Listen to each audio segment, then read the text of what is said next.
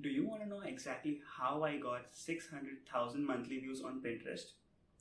It's just 3 simple steps, which if you follow, will guarantee you success on Pinterest.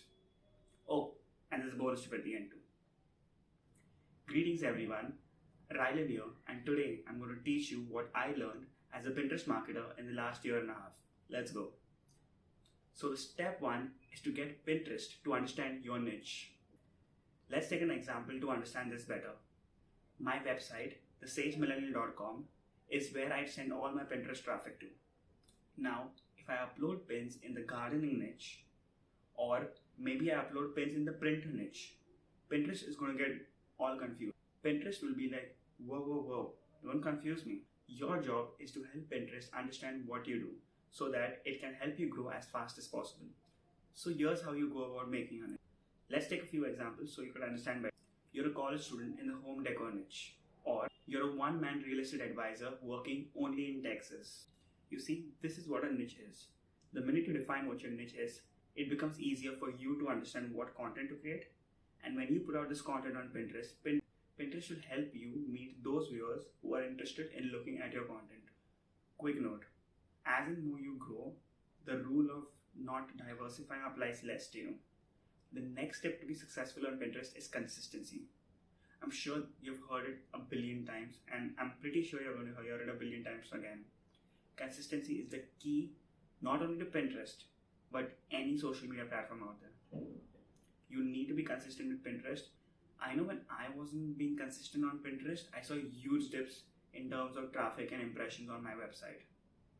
Here's a screenshot to show you what my graph looked like when I didn't upload on Pinterest for a few days. Also, don't expect your Pinterest account to grow overnight. Pinterest is a great platform to grow an audience and to build a community, but it takes time. I think I took about 6 months to grow on Pinterest. The best way to avoid this is to be consistent and upload on a daily. Step 3 is to create informative and valuable pins. To explain this better, let's fire up my laptop. Now, look at these two Pinterest pins in front of you. Pins have the same heading as they are the same topic.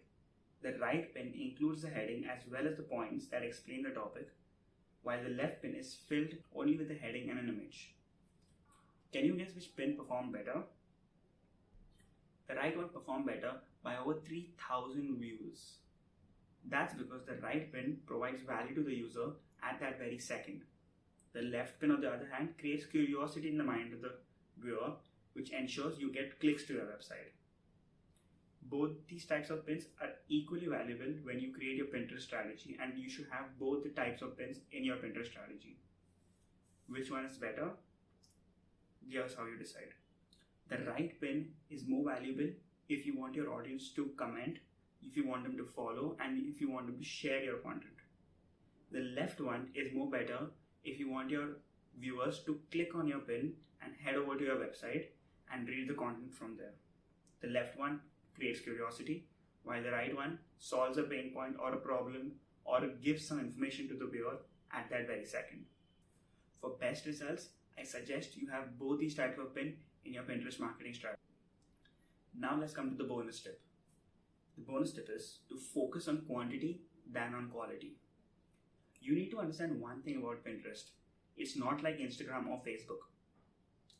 In order to grow on Pinterest, you need to upload new pins on the platform every day consistently.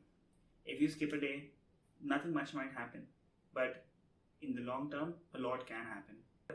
How attractive your pin looks is very important, but not as important as how many pins you're putting on the platform every single day. On average, I upload about 4 to 6 pins every single day. Now, if I create 4 to 6 pins every day, that's just going to take so much more time, right? To create so many pins as fast as possible, I use a free software tool called Canva. Canva makes the process of creating multiple new pins super fast and easy. They have an intuitive design and thousands of templates that you can use to create about 100 pins in less than 30 minutes. If you want to check out Canva, I'll leave a link in the description below. Okay, to summarize everything we learned today, first, you need to help Pinterest to understand your niche.